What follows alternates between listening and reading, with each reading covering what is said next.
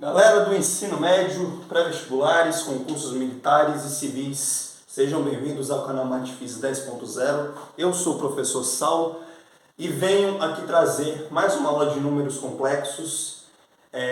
Matéria essa que eu gosto muito de estudar e eu pretendo desmistificar isso para você.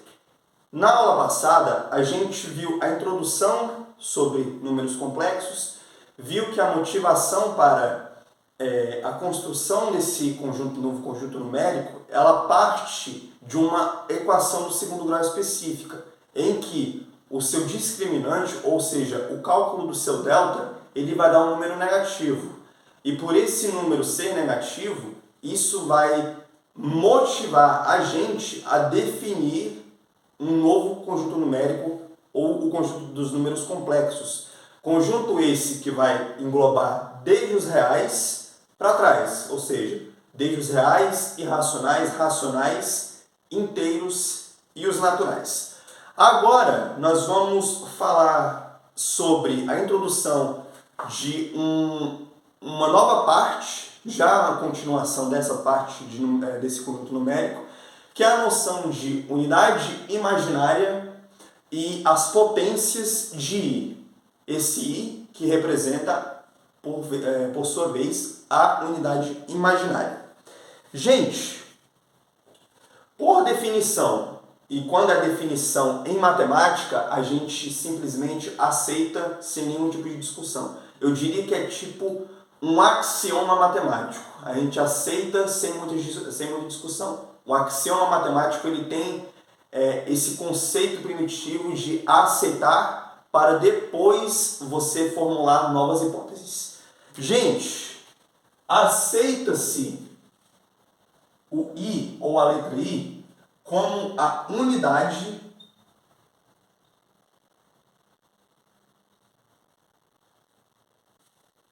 imaginária.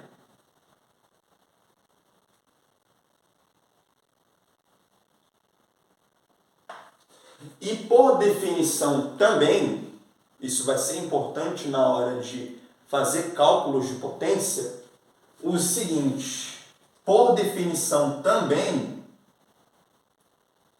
I ao quadrado ser igual a menos 1. Só que esse I ao quadrado igual a menos 1, ele vem da seguinte derivação, relembrando relembrando uma ferramenta da matemática básica importante, que é a radiciação. A gente tem a raiz quadrada de menos 1. Só que, gente, nós já sabemos que não existe raiz quadrada de número negativo. Ou seja, não existe nenhum número que elevado ao quadrado que vá dar menos 1. E essa raiz quadrada de menos 1, ela pode ser escrita como menos 1 elevado a meio. Certo? A gente não consegue estipular um número que esteja, um número que o menos 1 esteja elevado ao quadrado que vá dar menos 1. A gente pode ficar procurando a vida inteira e mais 6 meses, a gente não vai achar esse número real. Então, esse número, essa raiz quadrada de número negativo, a gente diz que ela não pertence ao conjunto dos números reais. Essa é a notação de não pertencer a esse conjunto numérico. Dito isso, nós vamos partir para a construção das potências da unidade imaginária I. Gente, vamos lá. Potências de I. Lembra lá do conceito de potenciação? Vamos relembrar lá da matemática básica. Potenciação é todo número real que esteja elevado a um expoente natural maior que 1, E esse número ele vai ser o produtório, a multiplicação deste mesmo número n vezes. Ou seja, seria mais ou menos isso aqui, né? Será que é isso? Sendo que A é a base e N é o expoente. Então, esse A, ele vai ser multiplicado por ele mesmo N vezes. Esse é o conceito de potenciação.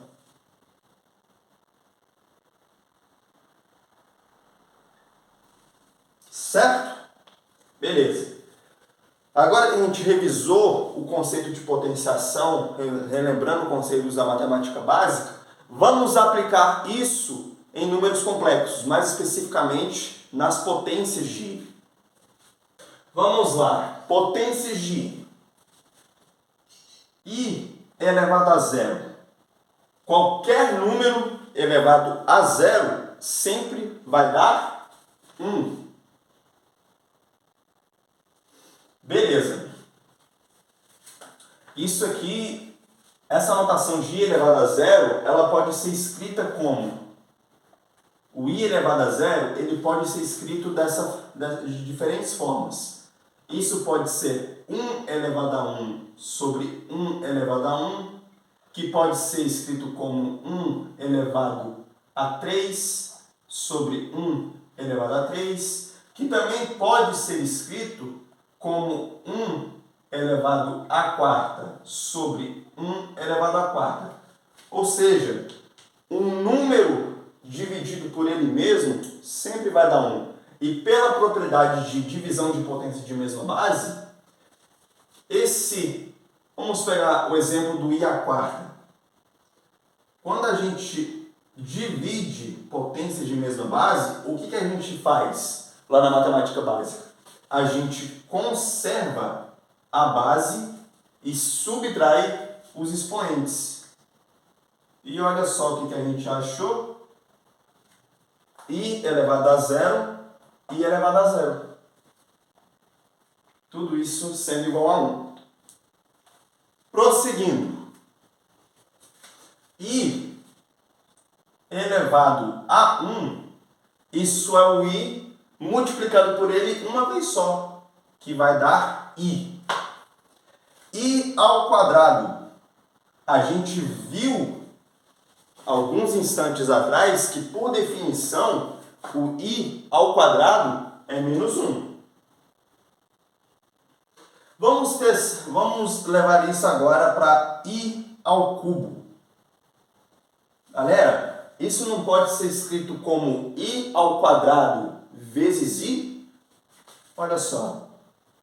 I ao quadrado vezes I. Multiplicação de potência de mesma base, a gente conserva a base e somos expoentes.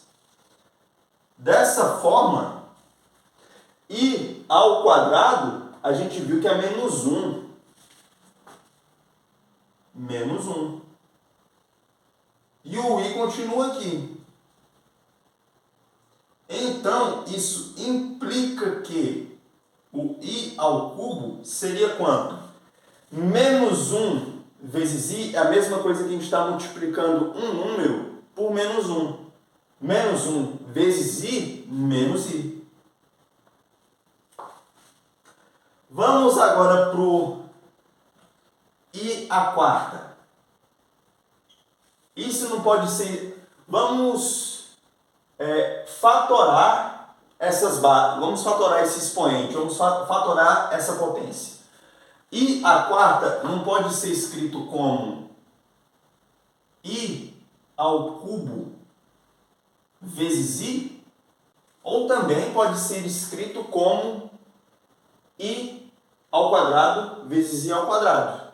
Então vamos fazer para ficar mais simples.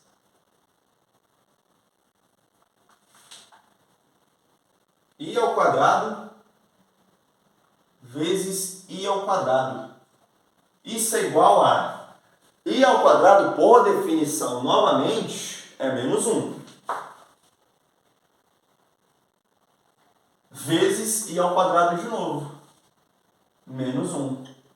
E olha só, produto de dois inteiros negativos sempre vai dar um número inteiro positivo. Isso é igual a 1. E olha só, será que a gente já consegue ver alguma padronização? E a quinta? Isso não é I a quarta vezes I?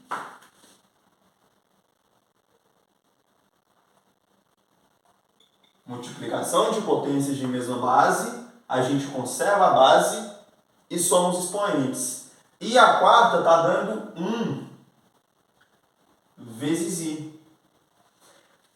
1 vezes I, até ontem, estava dando o próprio I. Uma coisa multiplicada por 1 dá a própria coisa. E olha só, será que a gente pode chegar a uma conclusão aqui? Pensa comigo. Olha só. I elevado a zero dá 1. I elevado a 1 dá I. I ao quadrado dá menos 1. I ao cubo dá menos I. I a quarta dá 1. I a quinta dá I. Gente, se nós formos calcular o I a sexta, isso vai dar menos 1. Não seria isso? Pois é. Então a gente pode concluir o que nesse caso, professor? À medida que a gente vai calculando 4 potências de I consecutivas, isso vai sempre retornar para o 1. Isso vai sempre retornar para o número 1. Ou seja, as potências de I, elas são cíclicas, elas são padronizadas. A cada 4 potências de I, a gente tem um novo ciclo, um novo reinício, um novo início. Certo? Beleza. Era isso que eu tinha hoje para mostrar para vocês. Essa noção de definição da unidade imaginária e da unidade imaginária elevada ao quadrado, que seria menos 1, e calcular essas potências que serão fundamentais logo mais para a gente estabelecer operações, formas algébricas, trigonométricas, operações com complexos e outros assuntos mais para frente. Eu espero que vocês tenham gostado dessa parte de unidade imaginária e potências de I. Espero vocês nas próximas aulas. Tamo junto e até mais.